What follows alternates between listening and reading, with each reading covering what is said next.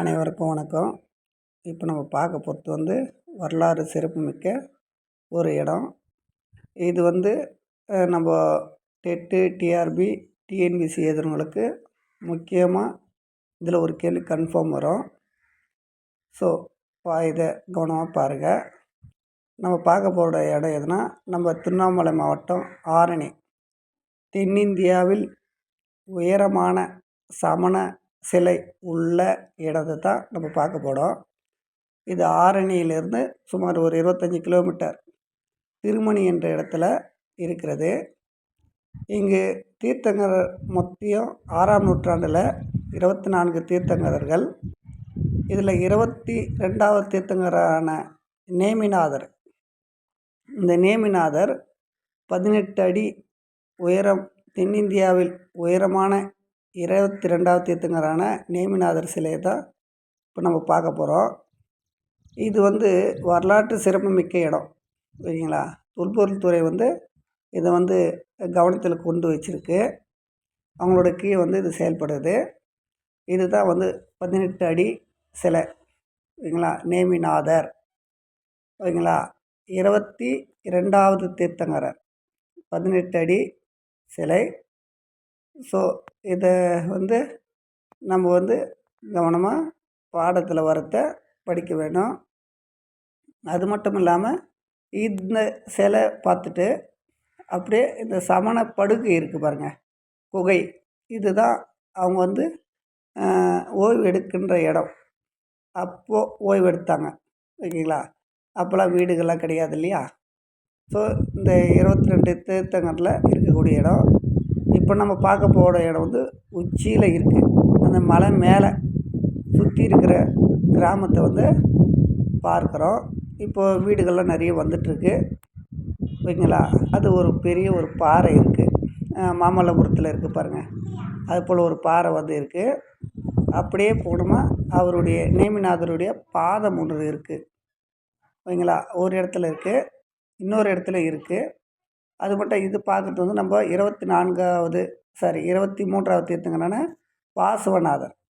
இந்த பாசவநாதருடைய சிலை தான் பார்க்குறோம். இதோட இது ஜூம் பண்ணி பார்ப்போம், சரிங்களா.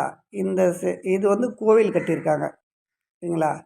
அந்த உச்சியில் மலை மேலே கோவிலாக கட்டியிருக்காரு. பாசவநாதர் நாகப்பாம்பு அது தலையில் இருக்குது. ஸோ அங்கே இருக்கிற பெரிய மலைகள், இதுதான் அந்த இடம் மலைகளாக இருக்குது.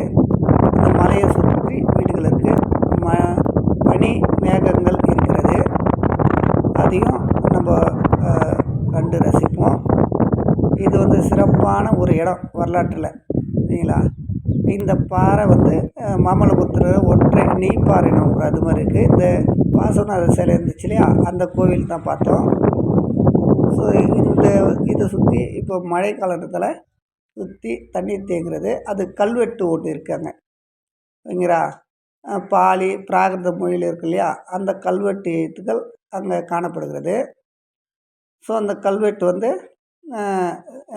தமிழ் கிடையாது, ஸோ பிராகிருத மொழி மாதிரி இருக்குது. அது தொல்பொருள் துறை ஆய்வு பண்ணும். இது நேமிநாதருக்காக வைக்கப்பட்ட இருக்குது, கீழே இருக்குது. இது தொல்பொருள் துறை ஒரு சின்னதாக ஒரு ரூம் மாதிரி கட்டி அங்கே வச்சுருக்காங்க. அந்த எல்லாத்துலேயும் அந்த கல்வெட்டெல்லாம் சுற்றி இருக்குது. அந்த பாருங்கள், இது இப்போ பிராகிருத மொழின்னு நினைக்கின்றேன், சரிங்களா. ஸோ அவங்களாம் பிராகிருத மொழியில் தானே பரப்புனாங்க, வட்டார மொழி. ஸோ அந்த மொழி என்று மாதிரி இருக்குது. ஸோ ஒரு சிலை ஒன்று இருக்குது, சரிங்களா. சமணர்களுடைய சிலை மாதிரி இருக்குது.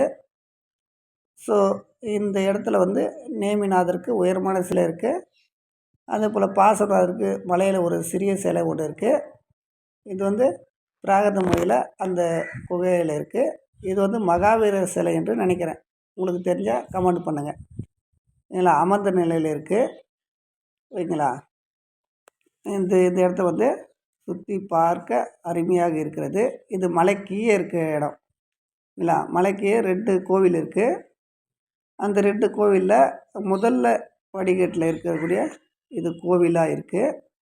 ஸோ இந்த நேமிநாதருக்காக பொறிக்கப்பட்டு, இது நேமிநாதர் சிலைன்னு சொன்னார் கோவில் அர்ச்சகர்.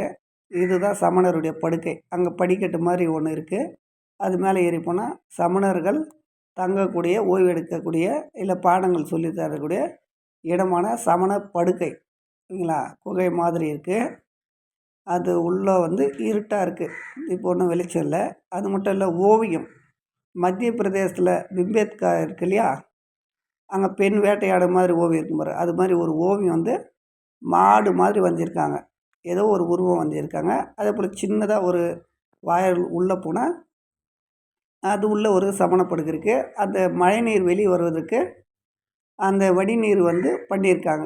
அதை பாருங்கள், இதுதான் மழைநீர் வெளியே வரணும் அப்படின்னு சொல்லிட்டு வடிகால் நீர் வந்து அந்த சமணப்படுக்கையிலேருந்து பண்ணியிருக்காங்க. குறிப்பாக இவங்க வந்து ஒரு 8 மாதங்கள் சுற்றி வருவார்கள். சமணப்பொழிவு ஆற்றுவாங்க. 4 மாதம் ஒரு இடத்துல ஓய்வு எடுப்பாங்க. இது வந்து ராஜராஜ சோழனுடைய சகோதரியான குந்தவை பிராட்டி வந்து இந்த கோவிலை கட்டினாங்கன்னு சொல்கிறாங்க. ஃப்ரெஸ்கோ ஓவியம், ஓகேங்களா? ஃப்ரெஸ்கோ ஓவியம் முதல்ல அந்த எண்ணெய் ஒன்று தடி விடுவாங்களாம். அந்த எண்ணெயில் இந்த நெல் இருக்குது பாருங்க, உமி, அந்த உமி போட்டுட்டு அதை காஞ்சிட்ட பிறகு அது மேலே இந்த ஓவியம் வரைவாங்கன்றாங்க. இந்த ஓவியம் வந்து அந்த காலத்தில் 6ஆம் நூற்றாண்டில் வரைந்த ஓவியம், ஓகேங்களா? 6ஆம் நூற்றாண்டில் வரைந்த ஓவியம் இன்று வரை அந்த அளவுக்கு சிறப்பாக இருக்குது.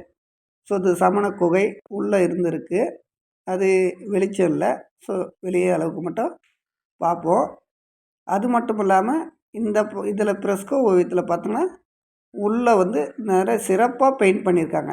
அந்த பச்சை கலர் பெயிண்ட்லாம் அழகாக இருக்குது.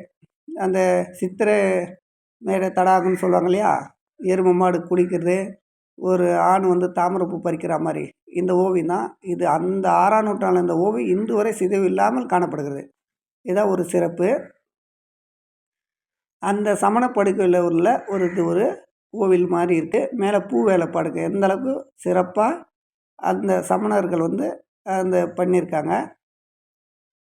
அப்போ எந்த அளவுக்கு அது வந்து கடின வேலைப்பாடோட ஃப்ரெஸ்கோ ஓவியம், ஓகேங்களா? ஈரத்திலே வரையக்கூடிய ஓவியம்வாங்க. வட இந்தியாவில் வந்து காஞ்சி போனால் வரைவாங்க. தென்னிந்தியாவில் ஈரத்தோடு வரைவாங்க. சித்தனை வாசலில் இந்த ஓவியம் காணப்படும். அதுக்கடுத்து நம்ம தமிழ்நாட்டில் திருவண்ணாமலை மாவட்டம் ஆரணியில் இந்த ஓவியம் காணப்படுகிறது. இது வரலாற்று ஒரு சிறப்பு மிக்க இடம். இதை போய் கண்டு கழிக்கலாம், ஓகேங்களா? சிறப்பாக இருக்கும். இங்கே பாருங்கள், மேலே எல்லாம் ஓவியம் சிறப்பாக இருக்குது, ஓகேங்களா? நம்ம ஆரணி பக்கத்துலேயே இருக்குது, ஓகேங்களா? இந்த ஓவியம்லாம் நல்லா இருக்குது. இன்று வரை அது பாருங்கள், அது ரொம்ப காலம் போனதால் அது கொஞ்சம் கொஞ்சம் டேமேஜ் ஆகிருக்கு. மற்றபடி அவங்க என்ன ஒரு நுணுக்கமான வேலைப்பாடு பண்ணியிருக்காங்க, அதையும் பார்க்கணும். அதுக்கப்புறம் சுவற்றில் சுவற்றில் ஓவியம் வரைஞ்சிருந்தாங்க. அந்த ஓவியத்தில் ஒரு காளி உருவம் மாதிரி ஒன்று இருக்குது. இருங்க, வரும் பாருங்கள். இந்த அவங்க வந்து காட்டுறத பாருங்கள். இந்த காளி உருவம் மாதிரி இருக்குது. மேலே வந்து அக்னி ஜுவாலை எரிஞ்சிட்ருக்கு. கீழே வந்து ஒரு குழந்தை பத்திருக்க மாதிரி இருக்குது. பக்கத்தில் ஒரு பெண் ஓவியம்னு நினைக்கிறேன். அவங்க வந்து அரசனா இல்லை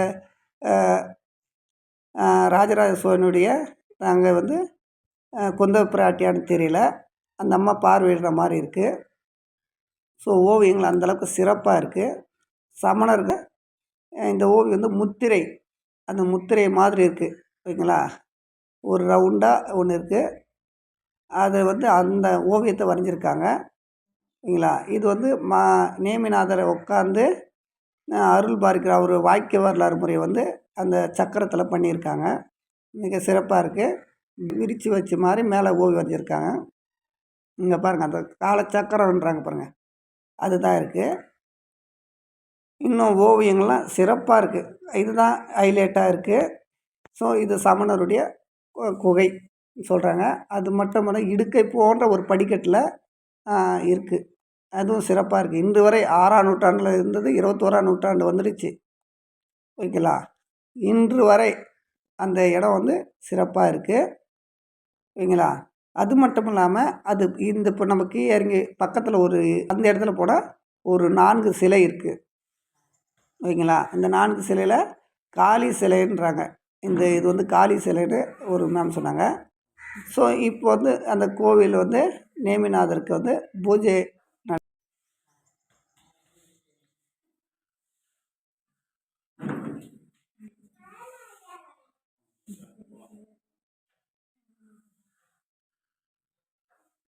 நான் சென்ற நேரம் அந்த நேமிநாதருக்கு சிறப்பு பூஜை நடந்தது. 11 மணியிலிருந்து 11 வரைக்கும். ஸோ விளக்கு ஏற்றி ஆராதனை செய்கிறார்கள்.